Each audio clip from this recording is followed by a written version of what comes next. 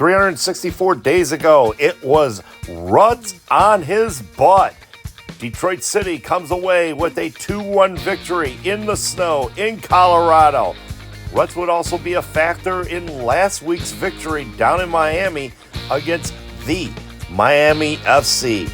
Colorado Springs, however, would cruise on to the USL Championship final where they defeated Rhode Island to claim their first title. In defense of their title last week in El Paso, they end up dropping points to the Locomotive. Can Colorado Springs come back? We'll find out on Soccer Night in Detroit. Don't leave him alone. Don't let him shoot like that. Can Nate Steinwasser deliver? Of course! Tonight from Widener Field in Colorado Springs, Colorado, it's the defending champion Colorado Springs Switchbacks taking on Detroit City FC. Back here at the field house as we get set for another night of soccer here in the area. Well, even though they're on the road, we got a watch party here at the clubhouse as usual. Come on down and join us if you would for that, and we'll have the game on Detroit City FC taking on Colorado Springs. But major news as far as the stadium front goes. Can we talk about that first? Absolutely. Okay, let's talk. This was major news in the stadium over on Michigan 20th, the new home of DCFC once we move out of Keyword. So this was big news. I was surprised it was even happening. I follow it. Our good friends at the Detroit Free Press follow it. Break it down for me, man. Okay, well, first of all, the timeline for this was slated to be in spring of this year, but now it seems to be getting closer. First thing you got to do first is tear down the old place, which is Southwest Detroit Hospital. Which haven't been used in almost 18 years, and it's been scrapped, graffiti, and all that. And by the way, I'm still surprised they graffitied the top of the building with 13 doom, either one misstep, injury, or death, or something like that. Detroit Adventurous Blight is what we call it around here. So, but on Wednesday, the club was granted initial approval for a public subsidy to help demolish the blighted hospital at 2401 East 20th Street on the borderline of Corktown and Mexican Town. Of course, I'm scrolling down here. Yeah. Wednesday, board members of the Detroit Brownfield Redevelopment Authority voted unanimously to approve a brownfield plan that would reimburse Detroit City for the hospital's demolition costs in tune of $5.9 million over the next 21 years. And of course, I'm reading from the Detroit Free Press article. And that's almost about $290,000 per year for the 21 years. I did the math. Yeah. Vote only concerned demolition of the hospital building and any environmental abatement. Construction plans for the soccer stadium were not included and are expected to come later. Wow. I would assume that it'll be coming, into fruition, and of course talk to Detroit City Council as far as that goes. Yeah, because this has to go through Detroit City Council now, tearing out the stadium. Hospital demolition is expected to start in August of 26. I was Or surprised. 25 and finish in the spring of I was 2026. surprised it would start in August. I thought we would start in spring, but now August. It's and basically what it boils down to, obviously, it's government. So things take time when you have to deal with the government. Yes, so unfortunately a lot so. of people have been asking the CEO, Sean Mann, about it. When's the hospital coming down? And now he's quoted in the articles saying, ever since it's been announced, I can't go to Honeybee or pick up my kids at school if a neighbor asks me, when's the hospital coming down? And it also said, and so far for us, it's important to make progress here on this project. Honeybee, by the way, is a local grocery store. I've been there a couple times myself. I've Great. passed there a couple of times Yep. myself while going home from the L Club. Yep, and I've shopped there too. Great guacamole, great stuff over there. I mean, small market, bastion of the community over there in Mexican Town. Yes. And it's great to see. that progress is starting to come. It's starting Yes. to come into fruition. I mean, overall, the project now, it's starting to move forward. Yes. And with the timeline, though, I mean, there's been questions about it. I've been seeing it on the Faithful for Detroit City page. You know, whether it'll be ready by spring of 2027, or if we get in there maybe late in the season, depending on what's going on with this, and even so with the soccer calendar Yeah. possibly changing. Yeah, that's a good question. Is the timing of this connected to the changing of the calendars from a year-round calendar to the international calendar? I believe, August through personally, May. I believe it's two separate issues at this Okay. point, because I think everybody knows about the one big issue with USL wanting to go Division One, they don't know. There's nothing been officially said of how they're going to, you know, if they're going to still play championship in the spring of 2026, or what the deal with, if they're going to go full Division, if they're going to go Division One in 2027. You know, a lot of things up in the air, a lot of Pandora's boxes to be opened, and Literally, and and everybody have an opinion. You gave your own opinion about a month ago. I gave you my opinion last week, and another super long edition. Everybody, including Matt Delton, who runs a very good YouTube page, and he had his own opinion. let me give my shout out to that. Become Elite on YouTube. He has views on that. Search for Becoming Elite. The latest edition talking about the plans of The pros and cons of it. You gotta listen to a soccer pro. I call him the soccer professor. You know? Yeah, one of the soccer. We Yeah. got many soccer professors. Oh, yeah. And of course, the main professor we both know is Sean Spence. Segue into that. Good. And I don't know if there was a good segue into that. Let's just talk about what's coming up tonight. Obviously, Colorado Springs Switchbacks. The champs are here, and they're raising their banner at their home field, by the way. Last week, though, they didn't look so much like champs. So dropping points against the El Paso Locomotive. They ended up being a 2-2 draw for them. Yeah, at one point they were leading 2-0, right? I believe so. I didn't watch the match entirely. I didn't watch the match, I caught yeah. the highlight of the match tying goal by El Paso. Yeah, you're right. But I believe for the most part, there, as he's looking it up through via FOTMob, what happened on Yes, Saturday night. I am on FOBMOB, by the way. Yeah, he's looking at it on Saturday night. I'm using my notes different now. team from the team that won the championship. They lost Ronaldo Damas. Yes.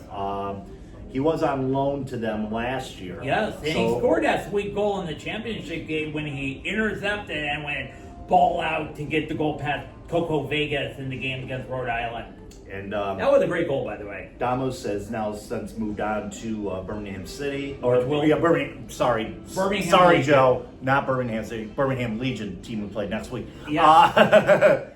Joe being a big Birmingham City fan. The game-tying goal, by the way, it was scored by William Cabrera Jr. in the 90th minute. You know what I mean? 10 million, 2-2, and they dropped points. So. Yep, in the like I say, in El Paso, mind you. Of course, this is the first home game of the year for Colorado Springs as well. Juan David Tejada back with the team as well. Yes. He was a big factor in last year's championship. And he was victory. the MVP of the championship game, by the way, which I did not know. I always thought they would do MVP of the entire playoff, but MVP of the game, and he scored a great onside goal last year, the first goal of the year. Also, the guy who scored the second goal, name escaped me. He's no longer a team. He went back to El Salvador to play club soccer. Yep. And he had a great goal too. He got his pass, which was blocked, and he kicked it into goal. And that was it. That was it. Good night, Irene. Yeah, and it shows you how the Colorado Springs would react to players with some high offensive dominance, such as J.J. Williams. Yes. Name escapes me for the minute. From Rhode Island there. Rhode Island, yes. Dequa? Yes, thank you, Albert thank Dequa. you, Albert Dequa. It shows how they can be against a dominating offensive presence such as those two players. Now we got a little bit of offense on our side of the on our side of the field, including a new signee, right? Yes. Tell us. I was going to say the new signee that just came in yesterday for Detroit City FC, formerly, or not formerly, but he's a loanee out of Minnesota United. Yes.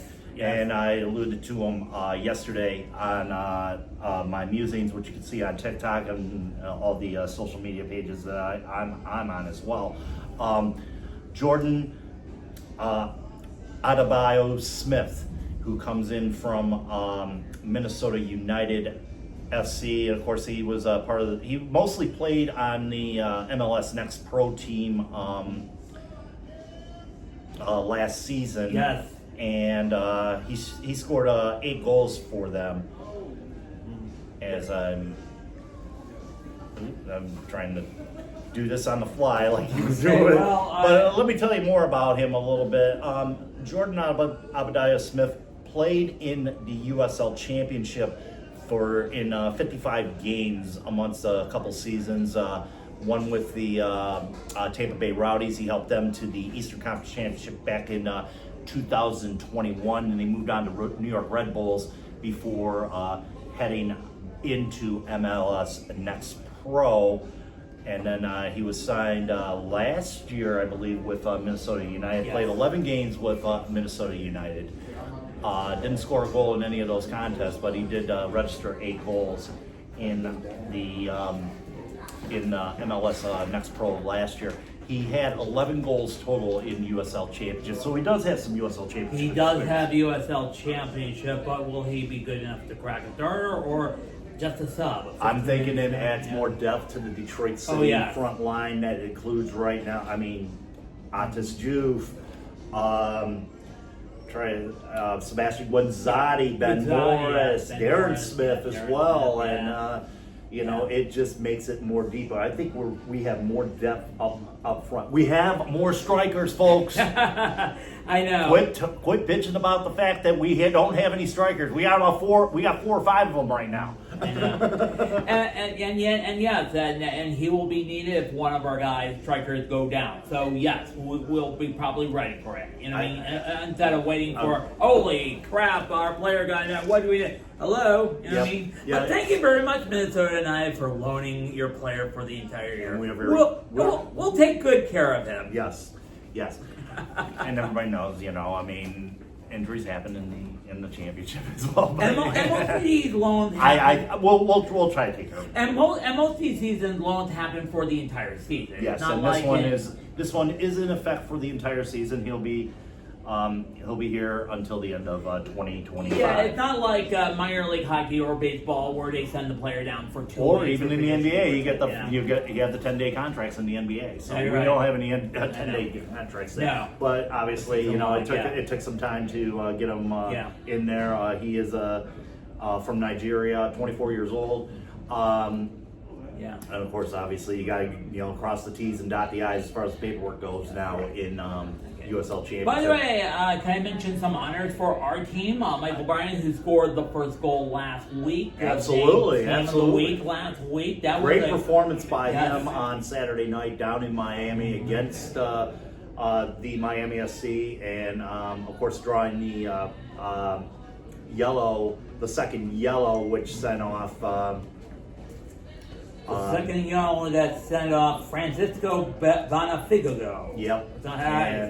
Which obviously I could say was obviously right on that one. So. Yeah, well, because he had a red that could have been given out had he not had the previous yellow on that one. So you're right. Congratulations to Michael Bryant. And by the way, also Shane Wentz was on the bench team of the week. You know what I mean? Great performance by him. I mean, I think he filled the role nicely as far as something we've been missing for like over a year. Because remember, Matt Lewis retired at the beginning of last year. We've been lacking that depth as far as center back goes.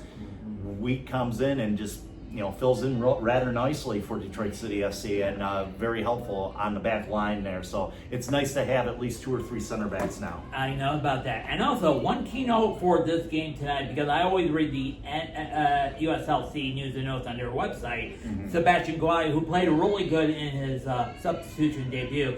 If he gets up to tonight or starts tonight and plays 3 more minutes, guess how many minutes he had played in the USLC? 15,000? 15,000.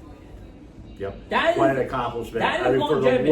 For the journeyman, I wouldn't say journeyman, for the well-traveled player in USL Championship. And of course, Tampa Bay Rowdy's all-time leading scorer, played with Indy 11 recently as the last couple seasons. Our rivals now. Yep. So, I mean, a great accomplishment for him. Congratulations to him if he played. He said how many more minutes? 3 more minutes. Oh, wow. I checked. Either way, it's going to happen tonight, whether he's starting or not. So. Yeah. And 15,000 minutes in the U.S. And 15,000 minutes is a well-accomplished either in the USLC or any of the professional league around or like that other league, you know what I mean? Yep, exactly. As well as being a bicentenarian like Stephen Carroll has his, for the club. Yes. So, I know. but no easy way. Well, I was going to say, how can we segue into the next topic? And of course, that's going to be the women's match. Oh, yes. Coming up tonight, the final women's match of the regular season for the Detroit City FC MASL squad as they travel down to Corn Country, Indiana.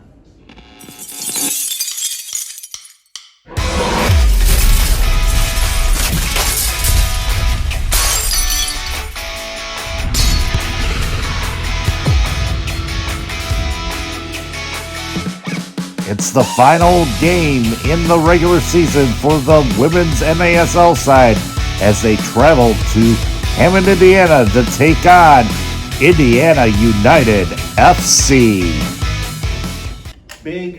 Well, not really a big match tonight for them, but I mean, they are all big matches for the women's side. As you know, Detroit City FC's MASL side is 9-0. They're going for 10-0 tonight. They're taking on Indiana United FC down in Hammond, Indiana, and a little struggle last week against. I know. Are they running out of gas at possibly the wrong time just before the playoff? We were really good in the first half. I'm not too concerned about that because of the fact that we've been so dominant at home with a full squad, and I'm sure they probably didn't take full squad down with them to Kalamazoo even though it's close by. They might not have to, but I think Danny Evans may have done a lot of changes there as far as the starting lineup is concerned and whatnot. Like available players who aren't there because of coaching minutes. Yeah. Gabby Schreiber, I believe, did not start in that game as weird. well. So so a little bit of an adjustment there. Yeah. But I'm sure here we're looking at a team that's been dominant all season long in MASLW, heading into the playoffs. Yes. Listen, on the way here, I was listening to Make City Make Spence. Yes, that's a podcast that our good friend Sean Spence writes for. He does it with Adam and Garrett from the Majors Detroit. Yeah. And they were talking, shout out to them as well, and they were talking about, can this Detroit City team make it to 100 goals? I highly doubt it myself. I'm thinking they're at 83. Yes, all they need is 17 goals. I don't know if they can do 17 goals in that game. Yeah. My feeling is get the 10 wins. You got the rest coming up going into nationals in what do you call it? Des Moines, Iowa. Yep. Yeah, at the hockey arena. Yep. So I'm thinking right now, it's just come out of there with the victory tonight is what you do. And this Indiana team, 0-7, I believe. I'm just looking at the stats for KLA Edison. KLA Edison have 19 goals in 8 games, by the way. Here's a question for you. Okay. Breaks 20 tonight? Yeah. Yeah, she got one last week over in Kalamazoo against Kalamazoo United FC. In that 6-3 victory there, of course, she took the week off. The previous week, she had coaching commitments with her DCFC youth team. Yes. For the match, the final home match. By the way, she's number 2 in all of league scoring. The leading scorer from a very good team that we could make in the playoffs. The Chihuahua Savage. Chihuahua Savages. Sylvia Enrico, F27. She'd have to bag like 8 goals tonight if that was to happen. But that's the thing about this Detroit City team. It's not just Kayla Addison. I mean, you've got Maya Romeo, Zoe Greenhalgh, Fatima Nasser's popped in a couple goals. Yes. Shannon McCarthy's been a part of the scoring. Tatiana Mason, one of the top scorers. Number 2 on the team on scoring, 10 goals. Yep. And yeah, she reached double-digit goals. So you got a plethora. It's like what do we want to throw at you? Is basically what poison do you want? Is the attitude of this team, and it's like I said, it doesn't boil down to one player. It's a whole complement of players that have blossomed, and it's been like that. And it's been like that even with the outdoor side, the USLW side as well. So and. You owe that to Danny Evans yes. and the coaching staff there on the MSLW side there, and I think it runs all the way up to Dave Wade. You're right, and yeah, they're prepping up for Revenge Tour 2025, the women's season. Remember, they came 1 game short. Up against the Colorado Storm at Keyworth Stadium in the national semifinals there. Do you believe this is a revenge tour for the ladies after giving 1 game close? Well, considering how many teams that are out of the, grant you, put the pedal to the metal to Kalamazoo FC, put the pedal to the metal to Ann Arbor FC, Midwest United. And the 2 new teams that come in. Yeah, Toledoville is new. Also, Union Macomb FC is new as well. So, we lose Cleveland Force, Flint City AFC, and that other team in Indiana. That name escapes you now. That name escapes you now because I don't think they even exist. Oh, the Michigan Alliance. Michigan Alliance. Yeah, I don't know if they even exist anymore. Yeah, I don't think they exist anymore. I don't know if they had some. Either that, or we call Doctor Who. Yeah. Call Sherlock Holmes on that. Probably so, yeah, okay. But, this team has been strong all season long. They were dominant last year going into the PASL playoff, which they reached the national semifinals there. So you think this is sort of a revenge tour there? You could call it a revenge tour, but if they faced off against the Chihuahua Savage in the finals, anything goes. That depends if the Chihuahua Savage make the finals. Remember, there was a team last year. Yes. In USLW that was running rickshaw over everybody. Where were they in the Final Four? They lost to I believe it was Carol. It wasn't the Courage. I don't think. No. It wasn't the Courage that ended up being the champs. It was another team from Carolina that ended up beating them down in Florida in the first week or the first round of the USLW playoffs there. So.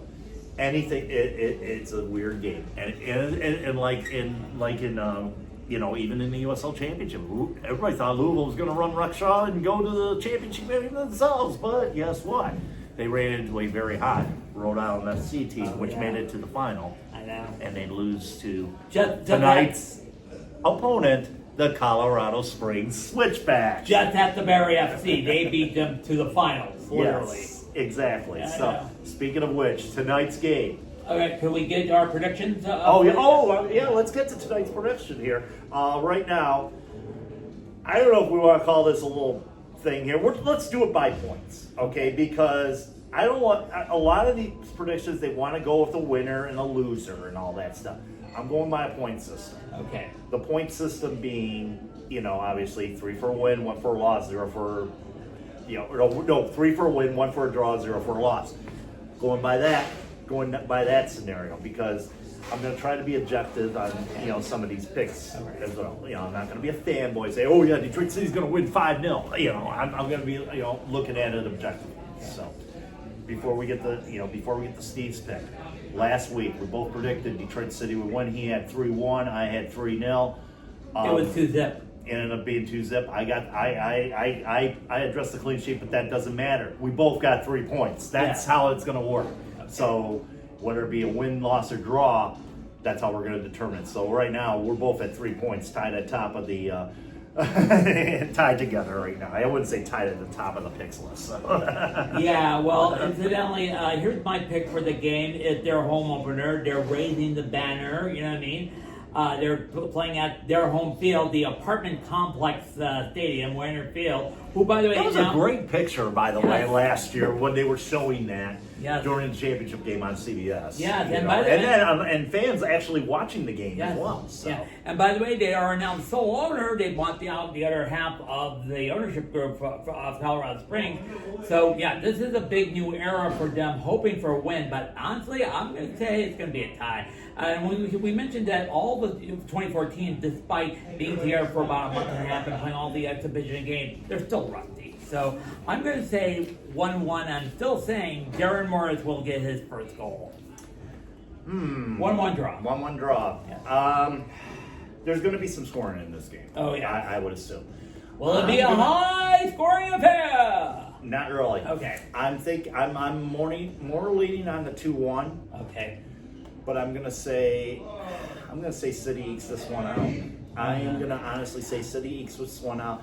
I have questions about Colorado's defense. It's not as stout as it was last year when they were dominating against Rhode Island in the championship and dominating throughout the USL playoffs as well, and making the run up to the USL playoffs. Mind you, last year Colorado struggled to start the year off, and then next thing you know, they ended up winning the championship. They became the sole survivor of the Western Conference pillow fight. Thanks, Devin and Mike from USL All Shout out to Access. USL All Access there. But as like I said, I'm thinking Detroit comes away and ekes out this victory. I'm looking at Guinzotti getting the game winner. Oh, a super sub situation. He's gonna have 15,000 minutes, and he's gonna get it. He's gonna open up his Detroit City account with the win tonight. And we'll celebrate with some Arctic Sun. Yes. Thank you, Cheers. sir. We forgot to do the toast. Yes, So thank you, sir, on nice that. sponsor for DCFC, Fado. Yes, thank you, sir, for that. And And we'll be more happier than the return of Ted Lasso. With Apple announced, there will be a season 4 of Ted Lasso. I know it's not USL related or Detroit soccer related, but hey, it's all something we can find. the only thing I dropped at Apple TV for was the fact that they had all the MLS games, and I don't know. I'm consider a month subscription so I can watch all the episodes of Ted Lasso When it returns. when it returns. But other than that, speaking of where you can watch tonight, And for our newbies, we all know where we can find it, but Yeah. for our newbies, where can we find it? On TV, online streaming, and else. Go ahead. in the Detroit area, you can watch the game on WKVD CW50 with CW Detroit 50, by the Yeah. way. That's the court tagline. Thank you. And with the Golden Voice. Oh, yeah. Neil Rule will be on the call tonight. He's back! Yeah, for the call. And if you would like to watch the Detroit City feed of that, anywhere in the state of Michigan, CBSDetroit.com is your place to do that. Yes, if you're not near a TV and you want to watch the game, you can find it on the CBS News app. All you have to do is select Detroit and press Watch Live when it goes live. And that's anywhere in the state of Michigan. State of Michigan only. Ohio, you don't count. Sorry. Everybody else will be on ESPN Plus nationally. And for those of you that have a SiriusXM subscription, it'll be on SiriusXM FC channel 157 beginning at 7 o'clock tonight. And before during the season, some Detroit City games will be on TUND, TUNDN, the Spanish language for Telemundo. That's right. So when the games show up, we'll mention it here. No Golazo Network as of yet. That usually those games usually filter throughout the season, but there's a couple good good games on the Golazo Network tonight. You're Maybe right. one game on the Golazo Network. As far as the schedule Including goes, Battery FC against Royal in the rematch of the championship game last year. correct. And And Birmingham's match got moved to today, or no, tomorrow. Because of severe weather in the area in the south. And they will be taking on Move City. And Yes. that'll be the only game in town tomorrow afternoon. And incidentally, it's good scouting for both teams because they are our next two opponents. Birmingham next week at home at Keyword. Louisville, 2 weeks from now in their place. How do you feel about Birmingham right now after losing a 3-1 decision against Lobby United? And now you have to face the Players' Shield winner. You know, that was kind of shocking last week. You know what I mean? You got Tejada and... Or actually, Damus and... Danny Trejo. Danny Trejo and Donis, yeah. Like I said, they're going to find their groove. This is just one game of 30. It's not a spread, but a marathon. Absolutely, it I is. know. Speaking of marathons, we're not making this a marathon No! podcast tonight. Let's wrap it up! We're wrapping it up here. Join us after match. Mainly, we're going to talk about City versus Colorado Springs. If we have highlights of the FC Indiana Detroit City match, we will add them to the highlight package in the minute of our after hours program tonight. So until we meet again after hours from the clubhouse, he's Steve. I'm Mad Cat. Keep your feet in the ground. Keep reaching for the gallon.